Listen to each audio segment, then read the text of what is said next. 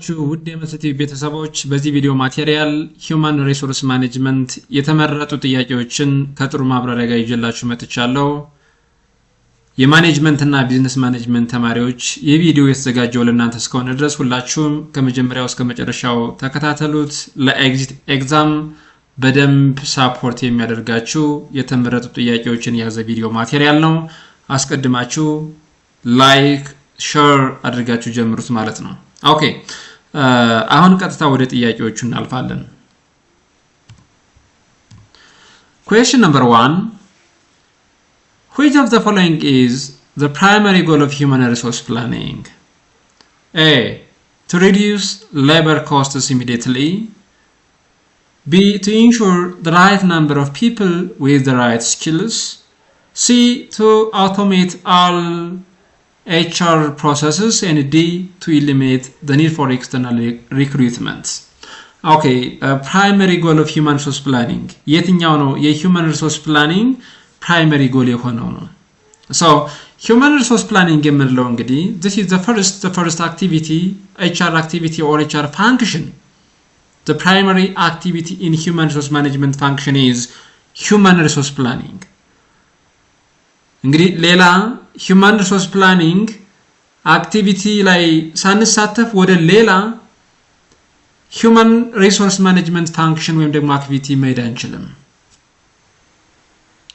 human resource planning የhuman resource management የመጀመሪያው activity ወይም ደግሞ function ነው. Which means first we have to decide the number of employees, the number of people that we need to have, and the corresponding skills, knowledges, and expertises as well. So human resource planning is the process of deciding or determining the number of employees required and their qualification. One now primary goal of human resource planning ምንድነው? ምን ያህል ሰራተኛ ያስፈልገናል?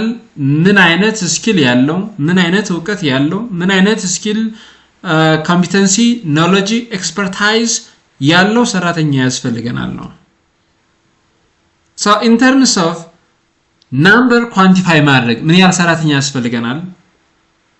ለሚቀጥለው አመት ለሚቀጥለው ኳርተር የሚያስፈልገን የሰራተኛ ብዛት ምን ያህል ነው? ኳሊፊኬሽኑስ ምን መምሰል መቻል አለበት የሚለውን የግድ ዲተርሚን ማድረግ ያስፈልጋል ማለት ነው። So the primary goal of human resource planning is to ensure the right number of people with the right skills and knowledge. Choice B ይሆናል ማለት ነው። Okay, question number 2. A job specification focuses on which of the following? A. The duties and responsibilities of the role. This is not about job specification. Rather it is job description. እንግዲህ job analysis የምንለው ሁለት ነገሮችን ይዟል። job specification and job description. job specification ምን ላይ ነው ፎከስ የሚያደርገው ነው ዋናው ጥያቄው። እን ስንመለከተው ግን the duties and responsibilities of the role or the job ይሄ job description እንጂ job specification አይደለም። B. The physical environment of the workplace. C. The human qualities, traits, the skills required to perform the job, and D. The reporting structure of the organization. Job specification doesn't focus on the reporting structure of an organization. Rather, it focuses on the human qualities, behaviors, competencies, skills required to perform a given job. So the correct answer for question number 2 is choice C. Question number 3. The halo effect in an interview occurs when? halo effect የምንለው ኢንተርቪው በመናረግበት ጊዜ የሚፈጠር ነው። ስለዚህ ይሄ የሚፈጠረው መቼ ነው? A. The interview likes the candidate's name. halo effect በዚህ ጊዜ አይፈጠርም። ኢንተርቪወሩ ወይም ደግሞ ኢንተርቪው የሚያደርገው አካል ኢንተርቪው የሚደረገውን ካንዲዴት ስሙን ስለወደደው halo effect ይፈጠራል ማለት አይደለም። halo effect የሚፈጠርበት ሌላ መንገድ አለ። B. One positive characteristic of a candidate shadows all other negative traits or behaviors. And C. The interviewer compares two candidates against each other ኢንተርቪወሩ ኢንተርቪው በሚያደርግበት ጊዜ አንደኛውን ካንዲዴት ከአንደኛው ጋር የሚያወዳድር ከሆነ ነው የሚለው ስለዚህ ይሄም ሃሎ ኢፌክት አይደለም the candidate arrives early for the interview ኢንተርቪው የሚደረገው አካል ወይም ደግሞ ካንዲዴቱ ኢንተርቪው ከመደረጉ በፊት ሰዓቱን ጠብቆ ወይም ደግሞ early arrive ማድረጉ ወይም ደግሞ መድረሱ ኢንተርቪው ቦታ ላይ ሃሎ ኢፌክት እንዲፈጠር ያደርገው ሃሎ ኢፌክት የሚፈጠረው መቼ ነው እንግዲህ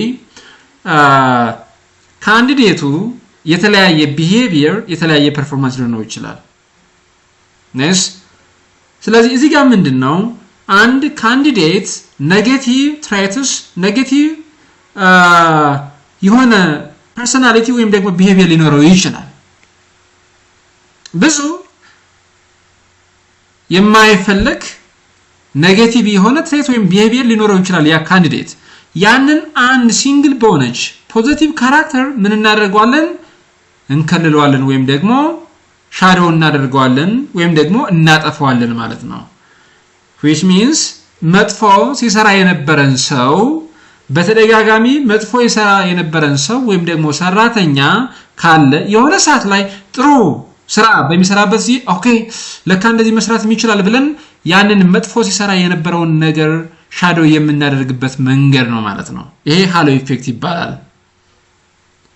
whereas positively ሲሰራ የነበረ ሰው ጥሩ ፐርፎርማንስ የነበረው ሰው ጥሩ ዲሲፕሊን የነበረው ሰው ወይም ደግሞ ሰራተኛ ጥሩ ፐርፎርም ማድረግ የሚችል ሰራተኛ የሆነ ሰዓት ላይ የሆነች ሚስቴክ ሲፈጥር ሙሉ በሙሉ በዛች ሲንግል ዋን ኔጌቲቭ ካራክተር ሙሉ በሙሉ የነበረውን ፖዚቲቭ ፐርሰናሊቲ ፖዚቲቭ ፐርፎርማንስ ሻዶው ልናደርገው እንችላለን ማለት ነው በዚህ አይነት ሁኔታ ነው ሃሎ ኢፌክት የሚፈጠረው ማለት ነው አንድ ሲንግል የሆነች ካራክተር ነስ ሙሉ በሙሉ ያችን ሲንግል የሆነች አትሪቢዩት በመጠቀም ወይም ካራክተር በመጠቀም ያንን ካንዲዴት ሙሉ በሙሉ አትሪቢዩት እናደርገዋለን መጥፎ ነው ወይም ደግሞ ጥሩ ነው ብለን ማለት ነው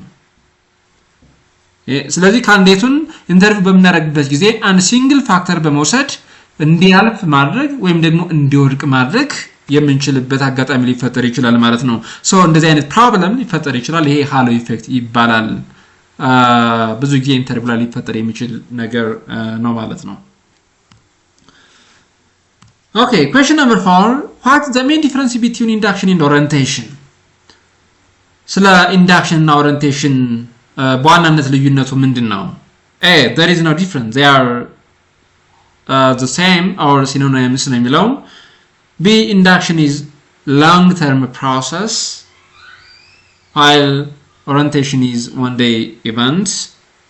Induction የምንለው long-term process አይደለም whereas orientation የምንለው one day or one time activity አይደለም orientation እንዳስፈላጊነቱ በየአመቱ መጀመሪያ ላይ orientation ሊሰጥ ይችላል ወይም ደግሞ እንዳስፈላጊነቱ continuously orientation ለሰራተኞቹ ሊሰጥ ይችላል ማለት ነው so it's not a one time and one day event and activity it is beyond that okay see induction is the formal act of introducing the employee to the job orientation is the broader process of integrating them into company culture The induction is only for managers. Induction is not only given for managers. ማኔጀሮቹን ብቻ አይደለም ኢንዳክሽን የምንሰጠው ስለዚህ ኢንዳክሽን የምንለው እንግዲህ ከስራ ጋር የተያያዘ ትሬኒንግ መስጠት ማለት ነው አብዛኛውን ጊዜ ኢንዳክሽን እና ኦሪየንቴሽን የሚሰጠው መቼ ነው ቢባል አዳዲስ ሰራተኞች ወደ ተቋሙ በሚመጡበት ጊዜ በሚቀጠሩበት ጊዜ እነዛን አዳዲስ ሰራተኞች ከስራው ጋር ማላመድ ከኦርጋናይዜሽን ካልቸሩ ጋር ማላመድ ግድ ይላል ይሄ ነው ኢንዳክሽን እና ኦሪየንቴሽን የምንለው አንደኛው ስራ ላይ ፎከስ ያደርጋል አንደኛው ደግሞ ካምፓኒ ካልቸሩ ላይ ወይም ደግሞ ኦርጋናይዜሽን ካልቸሩ ላይ ኦርጋናይዜሽን ፖሊሲ ሩልስ ስትራቴጂስ ኤንድ ጎልስ ላይ ፎከስ ያደርጋል ማለት ነው ስለዚህ ኢንዳክሽን እና ኦሪየንቴሽን የምንለው ምንድነው we have to introduce the newcomer the new employee with the job and company cultures induction በዋናነት ሰራተኛውን ከስራው ጋር ማላመድ ለምሳሌ ማሽን ኢኩዊፕመንት ተጠቅሞ የሚሰራ ከሆነ ማሽኑን መጠቀም ያለብህ እንደዚህ ነው ኢኩዊፕመንቱን መጠቀም ያለብህ እንደዚህ ነው ስራውን መስራት ያለብህ እንደዚህ ነው የመጀመሪያው ፕሮሲጀር ይሄ ነው ዘን መስራት ያለብህ ሁለተኛ ይሄ ነው ሶስተኛ ይሄ ነው ብለን ያንን ሰራተኛ ከስራው ጋር ማላመድ ወይም ደግሞ ኢንትሮዲዩስ ማድረግ that is said to be induction ይባላል ማለት ነው ኦሪየንቴሽን የምንለው ግን በአጠቃላይ ስለ ካምፓኒው ሁኔታ yes የድርጅቱ long term goal ምን እንደሚመስል ካምፓኒ ፖሊሲው ስትራቴጂው ካልቸሩ ምን እንደሚመስል we have to supply such kind of information about the newcomer for the new employee ስለዚህ ድርጅቱን እንዲላመድ ማድረግ መቻል አለብን ማለት ነው choice C ይሆናል ማለት ነው question number 5 vestibular training is a method where A employees learn on the actual job sites ይሄ on the job training ይባላል ሰራተኞቹ actual job site ላይ በመገኘት maybe እንዳስፈላጊነቱ ስራውን በመስራት አሊያም ደግሞ ያ ስራ እንዴት መስራት እንዳለበት ይያዩ ማለት ነው ስለዚህ vestibular training method አይደለም ይሄ on the job training ነው ማለት ነው B training is conducted in a simulated environment using equipment similar to what is used on the job ይሄ የቾይስ B የሚለው ምንድነው simulated የሆነ environment which means an environment having machines and equipments which are similar in the actual work environment actual workን የምንሰራበት environment ውስጥ እንዳሉት ማሽኖችና equipmentዎች አይነት ሌላ simulated የሆነ environment አለ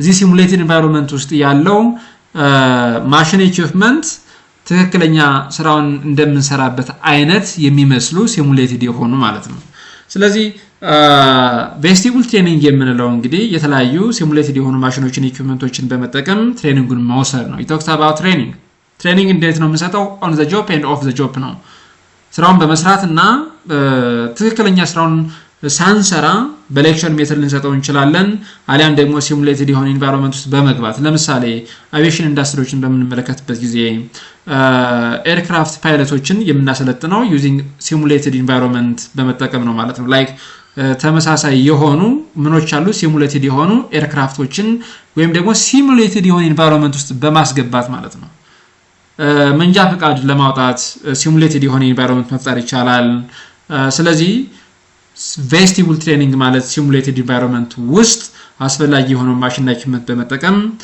ትሬኒንግ መስጠት ነው ማለት ነው choice B ይሆናል ማለት ነው ሲንስ እንመለከተው የማይሆንበት ምክንያት የሌክቸር ሜተድ ነው by the way ያንን ኤምፕሎይ ወደ ዩኒቨርሲቲ ወይም ደግሞ ወደ ኮሌጅ ልኮ ዲግሪውን እንዲማር ማድረግ ይሄ ሌክቸር ሜተድ ነው የሚባለው ማለት ነው of the job training method ነው ኦኬ ስድስተኛ ጥያቄ a 360 degree appraisal involves feedback from A only the immediate supervisor B the employee and their subordinates only C supervisors peers subordinates sometimes customers and D the HR department only 360 degree appraisal system የምንለው as you can infer from its name it says 360 degree yes circular የሆነ እንግዲህ ምንም ካንድ perspective ካንድ dimension ብቻ ሳይሆን የተለያዩ ሜትሪክሶችን በመጠቀም ከተለያየ አንግል ነው የሰራተኛውን ፐርፎርማንስ አፕሬዝ የምናደርገው ማለት ነው ስለዚህ ኢሚዲየት ሱፐርቫይዘሩ ብቻ አይደለም ሰራተኞቹና ሳፖርኔቶች ብቻ አይደሉም 360 ዲግሪ አፕሬዛል የሚደረገው ሱፐርቫይዘሩም ፒርስ የምንላቸው ወይም ደግሞ አንድ ሰራተኛ እኩያዎች ወይም ደግሞ አቻ የምንላቸው አሉ ሳፖርኔትስ የምንላቸው ከሱ በታች ያሉት sometimes customers እንዳስፈላጊነቱ የሰራተኛውን ፐርፎርማንስ ኢቫሉዌት ወይም ደግሞ አፕሬዝ ያደርጋሉ ይሄ 360 ዲግሪ appraisal system እንለዋለን ፊድባክ የምናገኘውም ከማን ነው ማለት ነው from supervisors peers subordinates and customers ይሆናል ማለት ነው choice C question number 7 the primary purpose of a realistic job preview is to A make the job look as attractive as possible to get more applicants እንግዲህ ስራው more attractive እንዲሆን ማድረግ አይደለም ብዙ አፕሊካንቶችን አትራክት ለማድረግ ስራውን አትራክቲቭ ማድረግ ሳይሆን ጆብ ፕሪቪው የምንሰራው ሪያሊስቲክ ጆብ ፕሪቪው የምንሰራው የሚቀጠረውን አካል ስለዛ ስራ ምን አይነት ኔጌቲቭ ነገር ምን አይነት ፖዚቲቭ ነገር እንዳለው ለሰራተኛው ማሳወቅ መቻል ነው ለአፕሊካንቱ ወይም ደግሞ ለካንዲዴቱ ማሳወቅ መቻል ነው so this is very important to reduce the future turnover when the HR managers and other respective parties supply both negative and positive information about the job ስለ ስራው ምን አይነት ኔጌቲቭ እና ፖዚቲቭ ኢንፎርሜሽን እንዳለው ማሳወቅ መቻል ይኖርብናል yes ስለዚህ positive and negative information about the job should be provided for the candidates ምክንያቱም future turnover-ን ለመቀነስ ማለት ነው ነገ ከነገ ወደዛ ሰራተኛውን ቀጥረን immediately እንደቀጠር ነው በነጋታው ወይም ደግሞ በሳምንቱ አሊያም በወሩ እንዳይሄድብን የግድ ሪያሊስቲክ የሆነ ጆብ ፕሪቪው መስራት መቻል አለበት ማለት ነው ለዛ ሰራተኛ መጥፎና ጥሩ ነገሩን ከስራው ጋር የተያያዙ መጥፎና ጥሩ ነገሮችን ማስረዳት ማሳወቅ መቻል አለብን ማለት ነው choice B ይሆናል ማለት ነው The last question number 8 which of the following is considered a primary disadvantage of internal recruitment or promoting from within A it significantly increase the cost for hire ዚጋ hiring cost significantly የሚጨምረው መቼ ነው from ከኤክስተርናል environment hire በመናረግበት ወይም ደግሞ externally hire በመናረግበት ጊዜ ነው እንጂ internally hire ስናደርግ as much as possible hiring cost-ን መቀነስ እንችላለን nice ስለዚህ ይሄኛው የኢንተርናል ሪክሩትመንት disadvantage አይደለም ማለት ነው B it leads to inbreeding where a lack of fresh perspectives and new ideas can stifle innovation.